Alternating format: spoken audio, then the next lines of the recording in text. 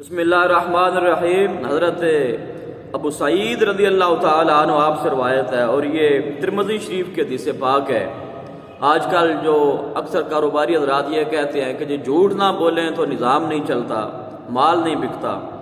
تو نبی کریم صلی اللہ تعالیٰ علیہ وآلہ وبارک وسلم نے دیانتدار اور سچے تاجروں کو خوشخبری دیتے ہوئے فرمایا التاجر الصدوق الامین، کہ ایسا تاجر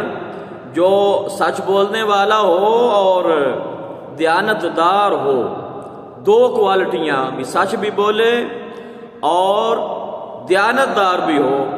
تو نبی کریم صلی اللہ تعالیٰ علیہ وآلہ وبارک وسلم ارشاد فرماتے ہیں مع النبیین والصدیقین والشہداء، اللہ رب العالمین اس کا حشر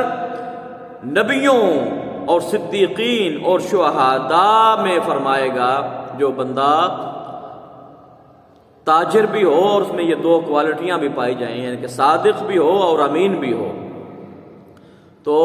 یہ بہت بڑا لمحہ فکریہ ہے، سوچنے والی بات ہے کہ اور ایک اور حدیث پاک میں آتا ہے نا کہ جھوٹ بول کر تاجر اپنا مال تو بیچ سکتا ہے لیکن اس سے برکت جو ہے وہ اٹھا لی جاتی ہے۔ تو لہذا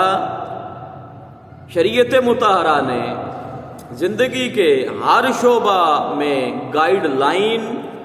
فراہم کی ہے، مہیا کی ہے۔ یہ ہماری ذمہ داری ہے کہ ہم نے اس کو کہاں تک فالو کرنا ہے، کیسے اپنانا ہے، امپلیمنٹ کیسے کرنا ہے۔ اللہ پاک ہمیں زندگی کے ہر شعبہ میں ہوتے ہوئے رہتے ہوئے شریعت مطہرہ کی پاسداری کی توفیق عطا فرمائے، آمین۔